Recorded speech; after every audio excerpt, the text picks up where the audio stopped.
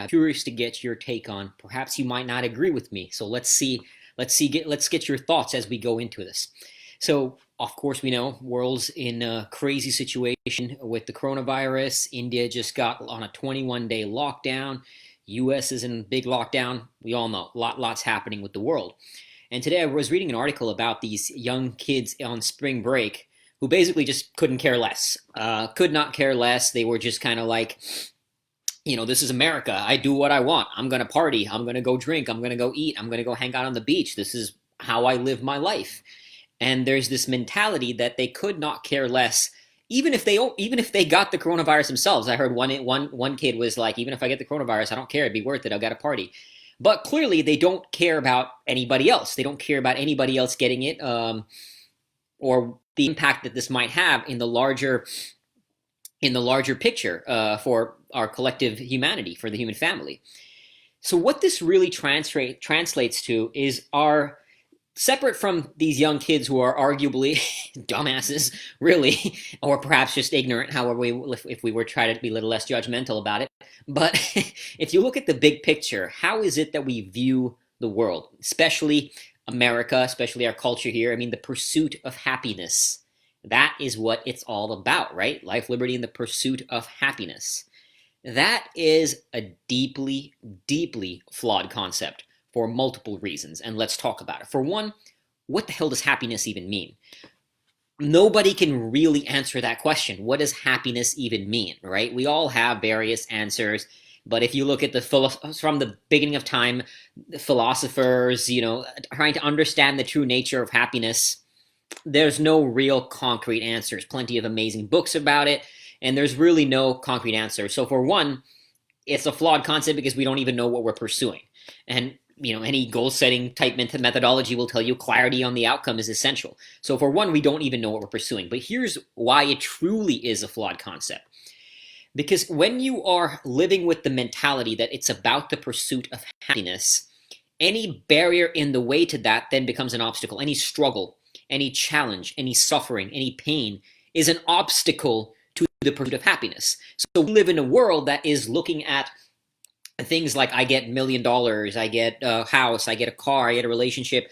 I'm pursuing these things that I believe will make me happy. Now, regardless of whether or not those things will make me happy, arguably we can all say that those things aren't really going to make you happy, but that's not the point of this. The point is we are pursuing something that we think will make us happy.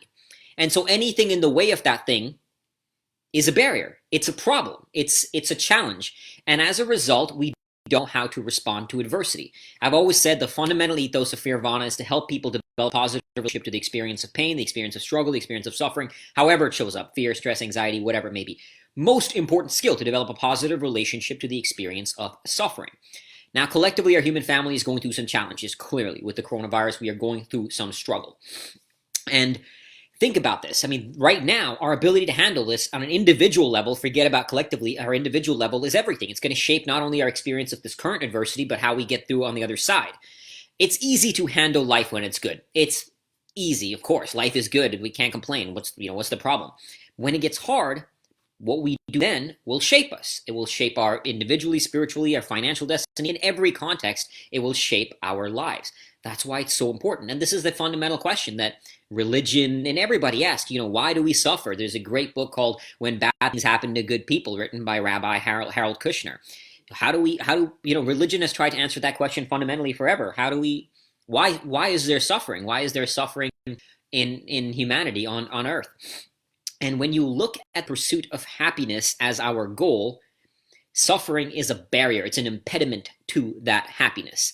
But if you look at many other cultures, their goals are different. The ancient cultures, some of their goals were honor, virtue, enlightenment, perhaps the karma, the death and rebirth. So our goal is to reach moksha, nirvana, right? There's different cultures have different goals as to what we pursue. And when you think about it that way, then suffering becomes just an access point to that goal. It becomes something meaningful in service of this larger purpose, whether it be enlightenment, whether it be an honor, a life of virtue, a life of courage, as ancient warrior cultures. Suffering is not bad. It becomes something meaningful in service of that greater purpose. But if we are pursuing happiness, suffering is a barrier to that. And that's why we are so enabled in modern society, especially modern Western society, to handle suffering. We're so unable to handle it, and we struggle in its when it's thrown our way because we believe we need to pursue happiness, and especially in this context. I mean, forget about just the spring breakers, but generally speaking, we live in a fairly self-centered society at this point, unfortunately. And so we look at, how do I get my happiness? That's what matters, my happiness. Screw everything else, screw everybody else. It's about my happiness. That's what this country is about. That's what this nation is about. But that's why we see, and don't get me wrong, I'm not saying the other exists. We're seeing lots of acts of nobility. This is not to discount that. I'm only talking about the other side right now and addressing why that is and how to potentially combat that mentality. Is where the selfishness, the pursuit of happiness, but instead what really matters is pursuing meaning. It's not about pursuit of happiness, it's about pursuing meaning. When we look for meaning, or what I like to call our worthy struggle, then suffering is not a barrier on the way to our fundamental purpose. It's a tool. It's in service of it. It can enhance it. It can accelerate it when we look at it that way. It's not a block to it. That's why the pursuit of happiness is bullshit. That's why it's a flawed concept, because it demonizes any kind of struggle as a barrier to that goal. So of course, I mean, if my goal fundamentally was pursuing happiness, of course I would hate struggle, because that causes a problem to being happy, to smiling, right, to all the joy. But if we look for pursuing meaning, and again, I brought up examples of the ancient culture, of other cultures, and how they look at what the purpose of human life is, which again, the deepest existential question, right? Why are we here? And again, different answers: enlightenment, rebirth, nirvana, moksha, or honor, courage, virtue. Warrior cultures have that. Then suffering is just in service of that. And so it's important to reframe our mentality that it's not about pursuing our own individual happiness, it's pursuing meaning. In the military, I'm wearing my Marine Corps shirt, is such a good example of that. In the Marines, nobody gave a shit how happy you are.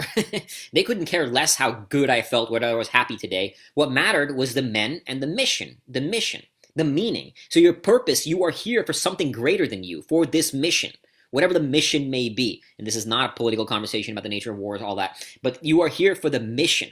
As a result, your well-being does not matter. And there's something tremendously beautiful about that. Any of my veteran buddies who may or may not see this will totally agree. There's something tremendously beautiful about that. And so you find value even in suffering. And I want to read a passage that I pulled up from a tremendously powerful book called War is a Force That Gives Us Meaning. Just from the title, you can see it's a fairly counterintuitive, right? War is a force that gives us meaning. So it's written by a journalist who's been to more wars than probably most military guys. Chris Hedges, I mean, his story, it's a deeply moving and powerful book. So at one point he's talking about, he was in Bosnia sitting with a group of friends, and sitting with the group of his friends, with these women there who were in Bosnia. And this is what he says about this experience. I'm not gonna, let's start a little bit here. Okay. Liliana was beautiful and young, but the war had exacted a toll. Her cheeks were hollow, her hair dry and brittle. Her teeth were decayed, and some had broken into jagged bits. She had no money for a dentist. She hoped to fix them in Australia. Yet, all she and her friends did that afternoon was lament the days where they lived in fear and hunger, emaciated, targeted by Serbian gunners on the heights above. They did not wish back the suffering, and yet they admitted those days may have been the fullest of their lives. They looked at me in despair. I knew them when they were being stonked by hundreds of shells a day, when they had no water to bathe in or to wash their clothes, when they huddled in unheated, darkened apartments with plastic sheeting for windows. But what they expressed was real.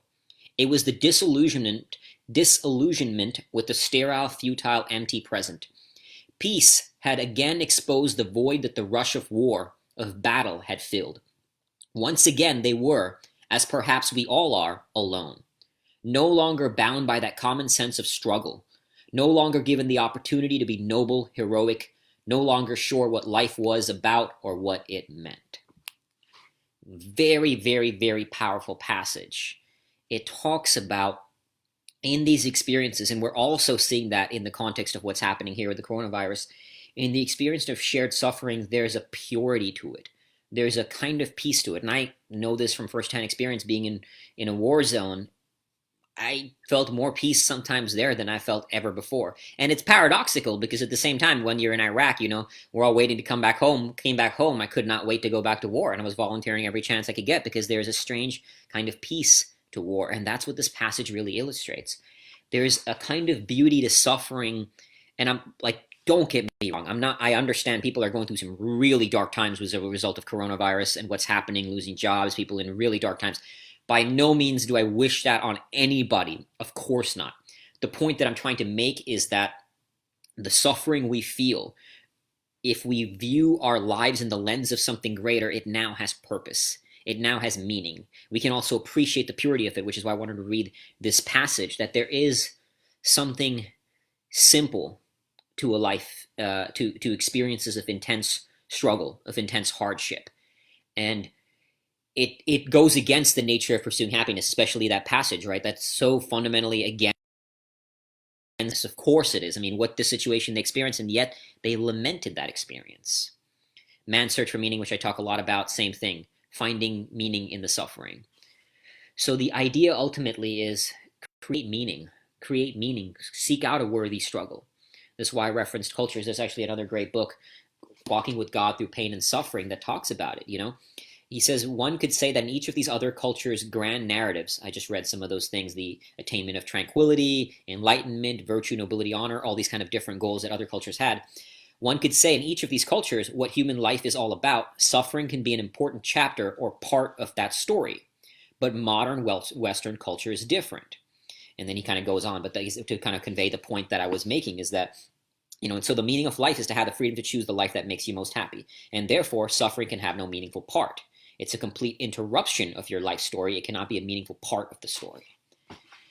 And that's what it's about. Seek out the worthy struggle. And perhaps right now, depending on where you're at on your journey, depending on how dramatically this situation has affected you, when you get out of this, when humanity will find our way out on the other side of this, problems will show up. There will be new problems. You were going through some problems in life before this happened. You're going through some problems now, and you're going to go through more problems later. You're going to experience struggle in some capacity or the other, whether or not the coronavirus is present. So use this as a training ground because it has been handed to you. I would not wish it, especially I have a lot of friends who are going through really dark times. As I mentioned, India's on a 21-day lockdown now. There's a lot of people who live paycheck to paycheck, who depend on their money, and there's going to be some dark times ahead. There is no doubt. I personally, can't complain. It could be a lot worse. So I have no doubt there's going to be some dark times ahead for a lot of humanity. But the point I'm making is wherever you are on that scale of the struggle relative to this experience we find ourselves on in terms of the coronavirus, use it. Use it as a training ground to seek out meaning and stop pursuing happiness, to find the beauty in the suffering, to use it as a tool to the higher purpose of what life is about. And we all have different answers to what life is about. There is no inherent right answer. Obviously, this is the deepest existential question humanity's been pondering since the beginning of time, right? But if you view your answer as something more than just happiness, if you view your answer as something meaningful, the struggle, the worthy struggle, the mission, the men, like we talk about in the Marines, in that context, then everything is beautiful. The suffering is beautiful. That's one of the greatest things I miss about my time in the Marines was the shared camaraderie. And it also gives you... it also helps you transcend yourself because now it's not just about you. It's not about your happiness. It is not about your happiness. It's about the mission. It's about a purpose greater than you. And when you view your life in that context, your own suffering becomes beautiful. Your own struggle becomes beautiful. And you realize you are part of the collective whole. You are part of something bigger than you, as we all are. And this incident is showing us that. We are seeing that so clearly.